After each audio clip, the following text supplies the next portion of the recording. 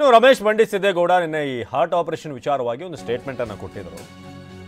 2 ದಿನದಲ್ಲಿ ರೆಡಿಯಾಗಿ ನಂತರ ಬಂದು ಇಡೀ ರಾಜ್ಯ ಸುತ್ತಾರೆ ಹೇಗೆ ಕುಮಾರಸ್ವಾಮಿ ಅವರು, ಎಲೆಕ್ಷನ್ ಟೈಮಲ್ಲಿ ಯಾಕೆ ಆಪರೇಷನ್ ಆಗುತ್ತೆ ಅಂತ. ಅದಕ್ಕೆ ಈಗ ಮಂಜುನಾಥ್ ಅವರು ಉತ್ತರ ಕೊಟ್ಟಿದ್ದಾರೆ, ಟಾಂಗ್ ಕೊಟ್ಟಿದ್ದಾರೆ.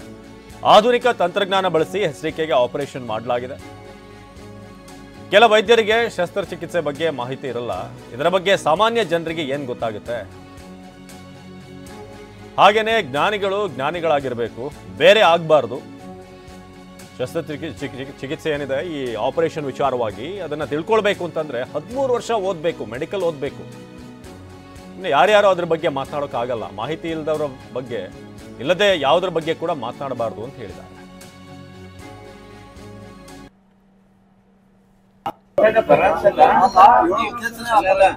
ಈಗ ಜ್ಞಾನಿಗಳು ನಾವು ಜ್ಞಾನಿಗಳಾಗಬೇಕು, ಇನ್ನೊಂದಾಗಬಾರ್ದು, ಜ್ಞಾನಿಗಳಾಗಬೇಕು. ಈಗ ಜ್ಞಾನಿಗಳು ನಾವು ಜ್ಞಾನಿಗಳಾಗಬೇಕು, ಇನ್ನೊಂದಾಗಬಾರ್ದು, ಜ್ಞಾನಿಗಳಾಗಬೇಕು.